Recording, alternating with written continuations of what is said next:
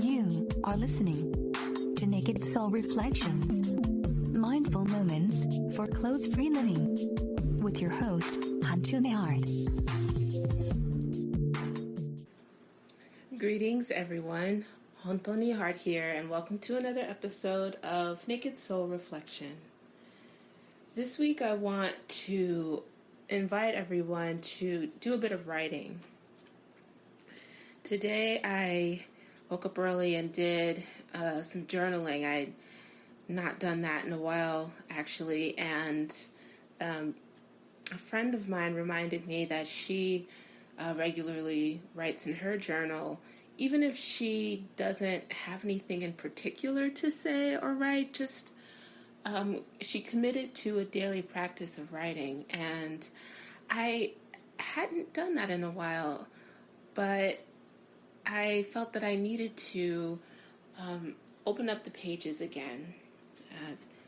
Sometimes my thoughts just fly around in my head, and writing is so cathartic. But one of the reasons that I stopped writing was because I was afraid of what would come out of me. I don't know if any of you have had that experience before, but I really just was concerned about what would end up on the pages. For as far back as I can remember, I've journaled. Since I was tiny, and my grandmother used to, may she rest in peace, she used to sneak and find my journals and read them, and then she'd bring up something like that was no big deal the next day while I was eating. Like, hey, you wrote about this, carrying the journal in hand, and I was like, what's going on? Why do you have my journal, which was stuffed under the mattress somewhere? Gotta love her. And so I was afraid of what would come out. It's not like anybody's gonna read my journals, but I always worry about that. And in addition, I worried about, sometimes things come out. I don't know if you ever had the experience of saying something, you're like, I didn't mean to say that, or I didn't mean to do that. Like, why did that even come out of my mouth? And sometimes that happens with my writing in a way. It's not that the thing doesn't need to be explored. It's that it's not always something to walk away with and into the world, or to do something with. It's often like taking off the layers, or if you've ever seen like old furniture that hasn't been, or new furniture even, that hasn't been tended to, there's all the dust and collection of residue on top. And writing for me is really just about blowing the dust off of the thing and seeing what's underneath and exploring that layer by layer. It's a similar feeling of like when we do something for clothes-free living. If we've been dressed all day and then we get home and we take off the scarf, take off the shoes, remove the socks, let go of the shirt, the dress, the pants, the underwear, and you just piece by piece, layer by layer. They're very real moments, but you just keep taking layer and piece by piece. You keep taking them off one at a time until you really get to the heart of it, which is just your naked body, and really just the most neutral version of you. And I realized that that's what writing is like for me when I'm in my journal. It's about taking off these different pieces. So sometimes a hiccup needs to come out, or a burp, or a fart, so to speak, in my writing. And it's just emotions that I need to process, thoughts that I need to let out, to clear and blow the dust off of my heart and mind, to really just get to the bottom of it. So this week, I want to invite you to do that. whether it's once within the next week or perhaps every day, or you decide. But take some time, sit down, and imagine that you're taking a piece off, like one piece of clothing at a time, just writing anything, stream of thought, or if you want writing prompts, you can do that, but just let something come out. It's this wonderful cathartic process of undressing the heart, and so helpful in cultivating a healthy, balanced state of being. I find that when I don't express those things, I'll end up either holding it inside, and that those things reflect in the body. When we hold things and leave them unexpressed, that release is very important, actually. We build up these things in our shoulders and our hips and odd ways that we grip our toes or fingers or our jaw, for instance.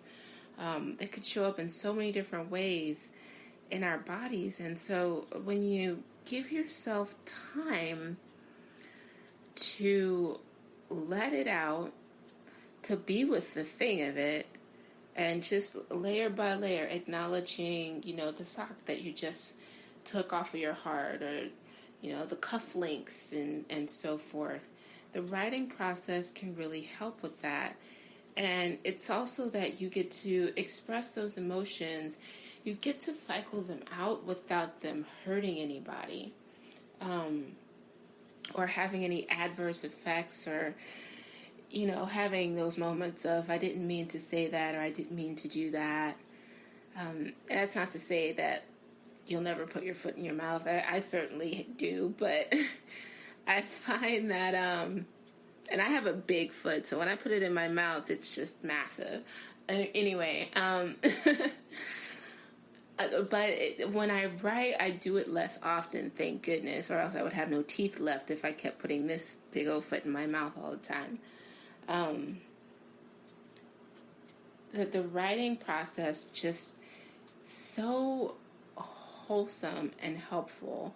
So, and it can be about anything. That's the thing. You might not even know that you were upset about something or happy and grateful for something until you sit down and just scribble.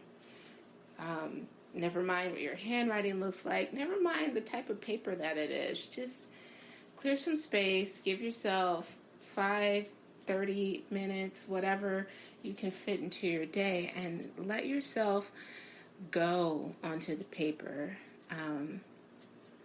It's kind of fun having these moments of confession. When I write in my journal, sometimes I go back and read the things that I wrote like 5 years ago, and it's hilarious. It's like, I was that person. I had that crush that was weird, and I don't know why. If you can, try not to be judgmental of whatever comes out on the paper. It's you. You're precious. You're wonderful. You're an amazing human being. But if anything, just have a chuckle at, a lighthearted chuckle, in honor of your wonderful humanity. So go with that this week.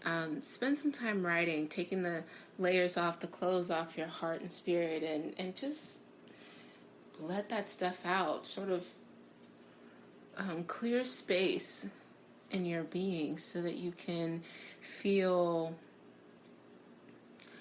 just clear, expressed, and more of yourself.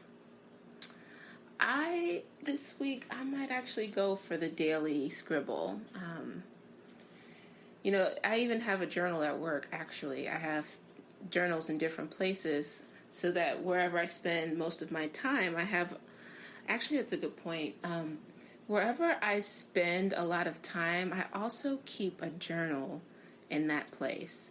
That's actually a really important point. Before we sign off, the places where we spend most of our time can also be places that impact us a lot. It could be super positive. It could be, run out the door screaming kind of effect, or a mix and match of both and everything in between, over and under. And for that reason, I actually started keeping a journal both at home and a journal at work. And I find that to be wonderful, because sometimes the stress will hit me during the day, or I'll be anxious and upset about something, and it might have nothing to do with work, and it might have everything to do with work. But having that journal at work, it's actually quite helpful to give me clarity. So if I have to go into a meeting or help conduct interviews, I don't walk in there with that pent-up energy. Like, I've let it out. I've said what I needed to say, and that way I can just be clear and available for folks when I meet with them. So maybe it is, at work, you might even write while you're sitting on the toilet, if that's all the privacy you get in the day. But do it. Let yourself have that moment of pure expression on paper. And you do it with the paper what you want to do. You might lock it away, like I lock my journal up at work in a drawer, or you might compost it. Something like that. So choose a day or many days and write. Get naked with yourself. My heart is with you, and I wish you all a great week. Namaste.